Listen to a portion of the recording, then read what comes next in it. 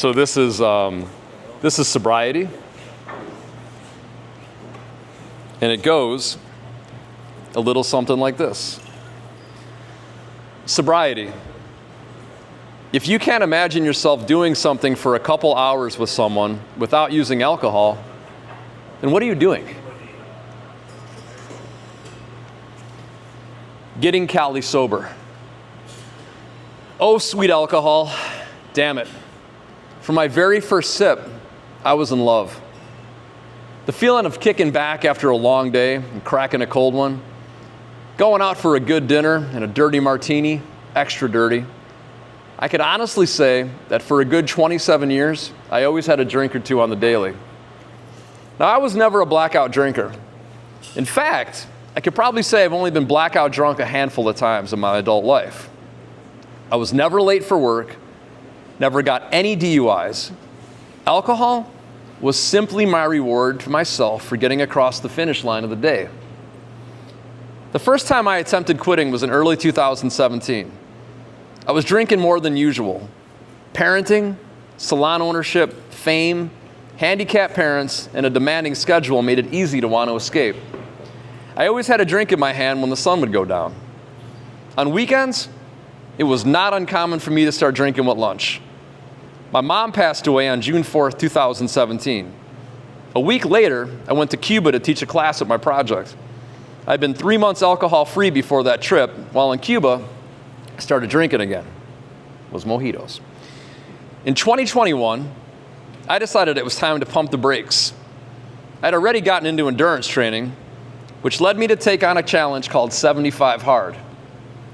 The app focuses on 75 days of no alcohol, incorporating daily habits to live a more productive and healthy lifestyle. I was 2 weeks into it when the family and I were heading to Ohio to go camping. We were meeting Adam, who had become a good friend. He lived in New York and Ohio was the halfway mark.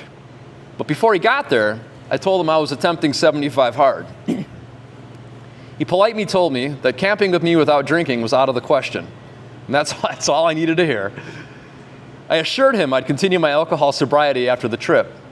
I bought a huge bottle of proper 12 Irish whiskey and some ginger beer, and we were locked and loaded. Upon my return to Indiana, I stopped drinking. At first, I relied heavily on NA beer. It wasn't uncommon to drink a six-pack of NA each night during the first week or two. But after that, I started to feel a big difference in my mood and my clarity. Holy shit.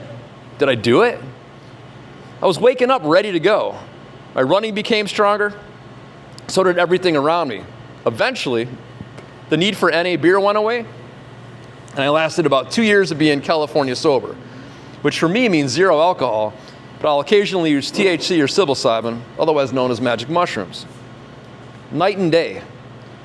When I started doing running events and signed up for Ironman, what surprised me the most was the community. The supportiveness that you get from absolute strangers completely took me off guard. That, and the fact that all these types of things are day events. Before I started running, the majority of what I did socially happened at night. When you're in the entertainment business and traveling and networking, everything takes place after dark. When you're going out for drinks and having a good time, after work, you're not being inspired. You're really just feeling a void or maintaining a social obligation. Seriously, think about it. Conversations with subsects included might go something like this. Hey man, what are you doing tonight? Oh, I don't know. Want to go out and spend $80 and possibly kill ourselves driving on the way home? Yeah, fuck yeah, sounds awesome. I mean, it's basically caveman behavior. Grunt, chase, repeat. But I think we all do it at some point because it's weirdly accepted. Like society gives us a free pass to be little Neanderthals for a while. You would think that I'd wake up and realize what I was doing, but it wasn't long before I started drinking again. This is what happened. With the endurance challenges I signed up for, there was usually, if not always, craft beer at the finish line. I would allow myself one beer to celebrate with the other finishers and volunteers. But these beers, they were different from the ones I drank a few years back. These were victory beers. Colder, hoppier, and way more magical. The seed had been replanted. I'll only drink when I finish an ultra. It's what I decided. The addiction had returned. Fuck. After 2 years of total alcohol sobriety, I had 2 beers after completing a 100K ultramarathon. That celebration beer was the seed that woke up my alcoholism. It returned slowly. I'd reward myself with a beer after completing any race I signed up for, and when things got tough, I'd remember that cold, hoppy deliciousness that awaited my tired body and mind at the finish. For probably a good year, I would only drink at finish line. The next year, I was incredibly cautious at first and moderated my consumption. I would have 1 or 2 beers a week and never kept alcohol in the house. The 1 beer eventually turned into 2. I'd slam the first and be social with the second. Fast forward to 2024, and I had returned to social drinking, telling myself I would enjoy my summer and pull back the reins a little. Margaritas at Mexican restaurants made a comeback, along with heavy alcohol content craft beers. Granted, I wasn't going as hard as I used to, but it was just a matter of time. Keep in mind, I was a moderate to heavy drinker from age 21 up until 46. I drank mainly in the evenings after work. Now at 50, in the best physical and mental shape of my life, I was about to rediscover alcoholism. Damn it. In 2024, I was still training and putting in long runs, but I started running to breweries as aid stations, and running back alcohol was now the surprise for exercising. Oh no, why am I doing this? I'd realized I was daydreaming about drinking. I was able to fight the urge and not actually consume, but I grew tired of wanting to. I started thinking, you've worked so hard to reach your goals, now enjoy it. The same year, I attended an event called Dark Lord Day, an amazing day of death metal bands and a splendid 14% beer, a true paradise for beer lovers and metalheads. I scored a VIP pass, which gave me 5 pours of the Dark Lord. It was delicious. I called my buddy to meet me later that evening. He rode his bike while I was dropped off at the event only a few miles from home. On the way out, I purchased 4 bottles of Dark Lord. I ran while he carried the beers on his bike. I cracked a bottle open and used it as hydration while running, polishing it off in 25 minutes on the way home. Ha, like a champ, right? A few weeks later, I got pretty buzzed playing disc golf and ended up buying $80 worth of KFC. The next day, I woke up hungover and couldn't finish my 50K. That summer, I let my guard down and let the demon back in. I convinced myself that when my son started school, I would give up alcohol once again, but this time, forever. The week before school started, we went to Washington to hang out with family. I allowed myself the freedom to drink. I had just run 70 plus miles, and this was my recovery. I returned home, but this time I told myself, I don't drink, instead of I quit drinking. Here's how I look at it. If you quit something, it constantly reminds you that you once did it. However, if you don't do something, you just don't do it. At least that's how my crazy mind thinks. I feel healthier and I have more money. It's a win-win. But what if I never quit? So now that you have some backstory, let's pretend I never stopped drinking. Here's what my life would look like or become. Here's what I think. The first thing I need to figure out is how the hell am I going to pay for it? Getting rid of alcohol allows you to save a tremendous amount of money. I had gotten used to keeping it cheap while dining out. So now there would be a 20% increase at restaurants. I'd have to find ways to make more money to compensate for the alcohol. I'd probably offer one-on-one virtual coaching sessions just to cover the cost. Since I prefer to eat in an 8-hour window and fast for 16, I would have to start drinking calories before nightfall, making me useless in the evening hours. Eventually, I convinced myself that a low liquor calorie like tequila would be the better alternative to avoid the weight gain. By then, I'd be drinking beer after a long run, and in the evening, I'd start sipping a double-fingered pour of añejo tequila, which I would eventually start buying and keeping at home. I'd buy 2 beers at a time, one for me, one for my wife, hoping she wouldn't want hers, so I could have both. After a few weeks of letting alcohol back into my home, I'd start remembering what seasonal craft beers I enjoyed, seek them out, start buying 6-packs of seasonal brews I had to have.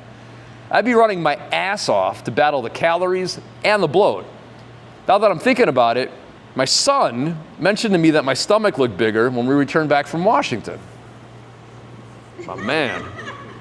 With winter approaching, I'd start looking for more tequila to keep at home. At first, I'd make it seem like a special occasion or a reason to celebrate. I'd hide the tequila bottle from plain sight. But at night, I'd grab it and either pour a snifter or drink from the bottle. That's when the guilt and excitement of doing something wrong would kick in. I'd go out to Mexican restaurants and order a cheap entree and appetizer and grab a big-ass margarita. Beer, especially high-alcohol hoppy ones, would be the norm when I'd go out to eat. And when I'd get home to continue the buzz, I'd hit the tequila. At first, I'd give up THC and tell myself, it's either one or the other. But the newness wore off, I'd get a buzz and it became harder. So I'd add THC in edible form at night. This is when the internal suffering would start. You were doing so good, dude. What happened? Oh, it's okay. Never really had a chance to grieve. Now's the time. Don't feel guilty for being human. I'd watch myself age faster. My IBS would return. I'd be farting more. Waking up every hour to pee. My hydration would be way off, leaving me constantly thirsty and dehydrated. My pants would start to get tight. I'd be afraid to weigh myself. I'd give up beer and then just focus on the hard stuff. My running would suffer. I'd need company just to get out there, afraid to be alone with my thoughts. My fuse would get shorter, my reaction sharper, my skin dry and itchy. I'd grow irritable, unsettled, and obsessed with moving out of state. Suddenly, intrusive thoughts I used to ignore would be front and center. Why doesn't my brother ask me how my son's doing? Am I a horrible husband? Am I messing up my life? I'd start looking for open mics, not to play music necessarily, but to socialize, to feel accepted in my return to addiction. Music will always be my ultimate escape from my mind. Eventually, I wouldn't be able to outrun the calories or the damage I was doing to my mind and body. I'd start getting injuries due to improper stretching, hydration, and nutrition. After a few months, I'd be drinking daily. My lust for life would fade. Suddenly, all I'd create to build a full, beautiful life would be in reverse, and I'd be moving toward death. I'd think about asking people for help, but would rather suffer silently and hope it goes away. I'm going to read that again.